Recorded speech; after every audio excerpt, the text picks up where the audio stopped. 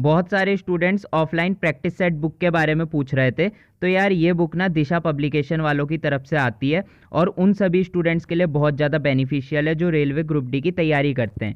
इसमें आप लोगों को 18 प्रैक्टिस सेट मिल जाएंगे, जिसमें से 15 प्रैक्टिस सेट तो बुक में मिल जाएंगे प्लस 3 ऑनलाइन टेस्ट मिल जाएंगे। ये बुक हिंदी में भी आती है और इंग्लिश में भी आती है। ये वाली बुक तो इंग्लिश में है, बाकी ये देख लो ये हिंदी में भी आती है।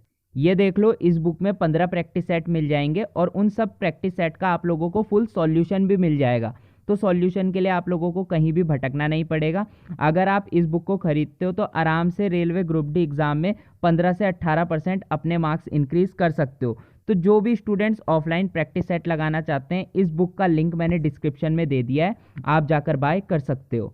हेलो दोस्तों, वेलकम टू डोभाल टॉक। हमारे देश में 2-3 चीज़ें ऐसी चल रही है जिसको देखकर स्टूडेंट्स को लगता है कि उनका रेलवे ग्रुप डी का एग्ज़ाम पोस्टपोन्ड हो सकता है। सबसे पहली चीज़ तो हमारे देश में कोरोना लगातार बढ़ता ही जा रहा है। दूसरी चीज़, आने वाले टाइम पर हमारे देश में इलेक्शन भी होने हैं। और तीसरी चीज़ यार, अब तो एनटीपीसी रिजल्ट को लेकर भी प्रोटेस्ट शुरू हो चुका है।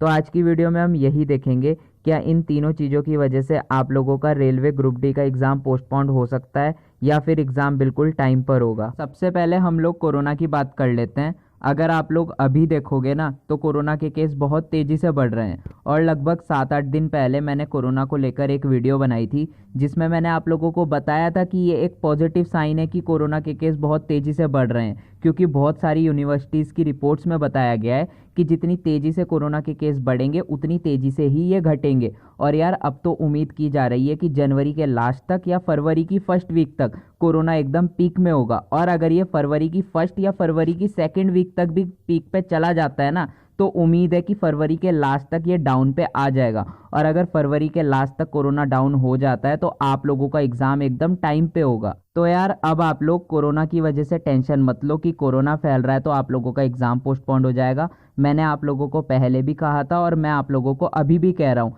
कि कोरोना की वजह से आप लोगों का एग्ज़ाम सिर्फ एक ही कंडीशन में पोस्टपोन्ड हो सकता है कि कोरोना बहुत ही गंदे तरीके से हमारे देश में फैल जाए और सारे में लॉकडाउन लग जाए। सिर्फ इसी हालत में आप लोगों का एग्ज़ाम पोस्टपोन्ड होगा, नहीं तो आप लोगों का एग्ज़ाम टाइम पर होगा। बहुत सारे स्टूडेंट्स ऐसे भी हैं जो एकदम से घबरा जाते हैं। उनको डर लगता है कि अगर अभी एग्ज़ाम स्टार्ट हो गया और हम एग्ज़ाम देने गए और हमें कोरोना हो गया तो हम क्या करेंगे। यार इस चीज़ को लेकर भी ना आप ज़्यादा टेंशन मत लो, क्योंकि ये जो ओमिक्रॉन वायरस है ना, इसका डेथ रेट काफ़ी कम है। और इस वायरस की वजह से जो सिम्टम आते हैं, मतलब जो तबीयत ख़राब होती है, वो भी 2 से 4 दिन तक रहती है। उसके बाद सिम्टम खुद ही चले जाते हैं। और वैसे भी आप लोगों को ना अपनी पूरी की पूरी सावधानी बरतनी है। जब आप एग्ज़ाम देने जाओगे बिल्कुल मास्क यूज़ करना है। आप लोगों ने हो सके तो ग्लव्स भी यूज़ कर लेना, सैनिटाइज़र यूज़ करना। और कोशिश करो कि एग्ज़ाम देने तभी जाओ जब आप अपनी दोनों के दोनों वैक्सीन लगवा लो। बहुत सारे स्टूडेंट तो ऐसे भी होंगे जिन्होंने वैक्सीन ही नहीं लगाई है।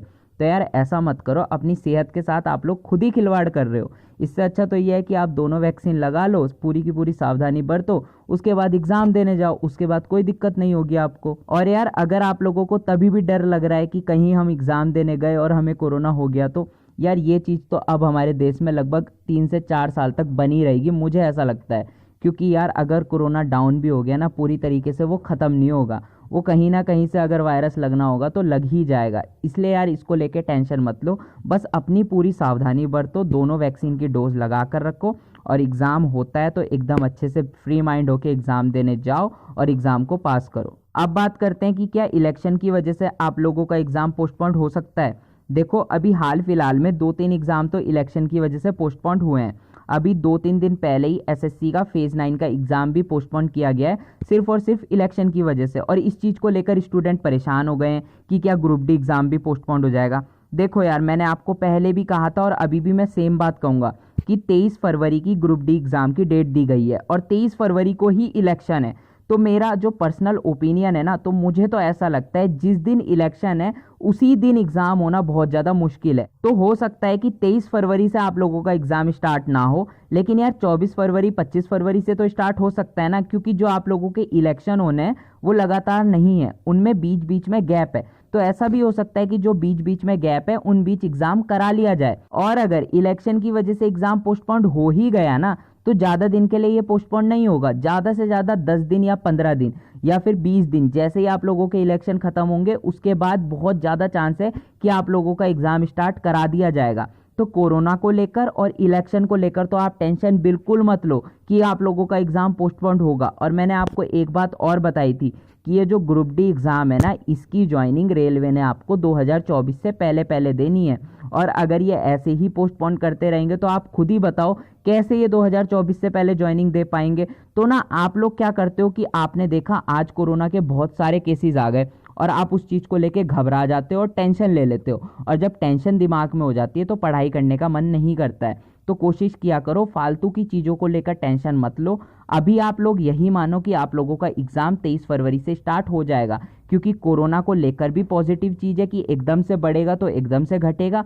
दूसरी चीज़ इलेक्शन को लेकर भी यही पॉजिटिव चीज़ है कि अभी तक तो आपका एग्ज़ाम पोस्टपोन नहीं होगा, उम्मीद है। और अगर हो भी जाता है ना तो ज़्यादा से ज़्यादा 10-15 दिन के लिए पोस्टपोन होगा, उससे ज़्यादा मुझे नहीं लगता कि होगा। अभी तक तो यही 2 पॉइंट थे जिनकी वजह से स्टूडेंट्स परेशान थे कि कहीं एग्ज़ाम पोस्टपोन ना हो जाए, लेकिन अब एक पॉइंट और जुड़ चुका है जो कि है एनटीपीसी रिज़ल्ट का प्रोटेस्ट।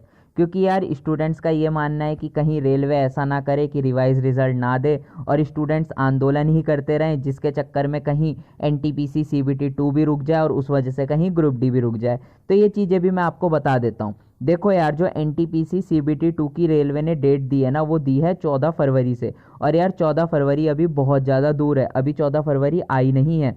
और अगर स्टूडेंट्स ना लगातार 8 से 10 दिन भी प्रोटेस्ट कर देते हैं ना, तो उम्मीद है कि इन लोगों का रिजल्ट आराम से रिवाइज हो जाएगा। और अगर रिवाइज रिजल्ट हो गया ना, 10 दिन के बाद भी रिवाइज हो गया, तो भी यार आराम से 5 फरवरी से पहले पहले नया रिजल्ट आ जाएगा रिवाइज होके, और आराम से 14 फरवरी से एनटीपीसी सीबीटी 2 भी करा दिया जाएगा। और अगर एनटीपीसी सीबीटी 2 ही पोस्टपोन नहीं होता है तो ग्रुप डी पोस्टपोन होने का तो कोई मतलब ही नहीं बनता है।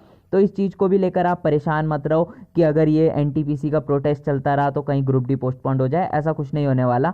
और दूसरी बात ये आ जाती है कि जिन भी स्टूडेंट्स का एनटीपीसी का रिजल्ट था और उनका सिलेक्शन नहीं हुआ है, तो उनको ना मैं एक सलाह देना चाहूँगा कि आप लोग ना एनटीपीसी रिजल्ट के लिए प्रोटेस्ट करते रहो, प्रोटेस्ट को मत रोको। लेकिन यार आप लोग ना ग्रुप डी पे भी ध्यान रखो, क्योंकि आपको एक एस्पिरेंट की तरह सोचना पड़ेगा। आप लोगों को हर चीज़ में 100% देना पड़ेगा। आप एनटीपीसी का प्रोटेस्ट लगातार करते रहो, प्रोटेस्ट रुकना नहीं चाहिए। साथ में ग्रुप डी की तैयारी भी एकदम दमदार तरीके से करते रहो। उम्मीद की जा रही है कि रिजल्ट भी रिवाइज होगा, आप एनटीपीसी का भी एग्जाम दोगे, और उम्मीद की जा रही है कि ग्रुप डी एग्जाम भी 23 फरवरी से होगा, आप ग्रुप डी एग्जाम भी दोगे। दोनों जगह से आप लोगों की ज्वाइनिंग आएगी, और जहाँ पे भी आप लोगों का मन होगा वहाँ पर आप लोग ज्वाइन कर लेना। और यार बहुत सारे स्टूडेंट्स ये भी बोल रहे थे कि एनटीपीसी की तरह कहीं ग्रुप डी की कट ऑफ हाई तो नहीं चली जाएगी। देखो यार, इसके लिए एक डिटेल वीडियो तो मैं बना ही दूंगा, लेकिन फिलहाल आप ये चीज़ समझ लो कि एनटीपीसी और ग्रुप डी एग्जाम में बहुत ज़्यादा डिफरेंस है, ज़मीन आसमान का। यार एनटीपीसी ग्रेजुएट लेवल और 12th लेवल का एग्ज़ाम है, ग्रुप डी 10th लेवल का एग्ज़ाम है। एनटीपीसी में पोस्ट वाइज कट ऑफ बनी है और ग्रुप डी में इस तरीके से नहीं होगा, एक सिंगल कट ऑफ दिखाई जाएगी और उस हिसाब से पीईटी के लिए भेजा जाएगा। तो उम्मीद है कि ज़्यादा इतनी कट ऑफ नहीं जाएगी ग्रुप डी की, लेकिन फिर भी आप लोगों को अपना 100 नहीं 300% देना है। उम्मीद करनी है ज़्यादा से ज़्यादा नंबर लेकर आओ, और अपने मार्क्स ना नॉर्मलाइजेशन पे डिपेंड मत रखना। कोशिश करना बिना नॉर्मलाइजेशन के ही आपका सिलेक्शन हो। और मैंने आप लोगों को सेफ स्कोर भी बार बार बताया है, बाकी तो इसकी एक डिटेल वीडियो बना दूंगा। फिलहाल किसी भी चीज़ को लेकर, चाहे वो एग्ज़ाम पोस्टपोन्ड हो, चाहे वो ग्रुप डी की कट ऑफ हो, इन चीज़ को लेकर बिल्कुल भी टेंशन मत लो। जी जान लगाकर बस ग्रुप डी की तैयारी करो, एक नौकरी पाओ यार, सारी सरदर्दी को दूर करो। मिलते हैं अपनी नेक्स्ट वीडियो में, तब तक के लिए बाय।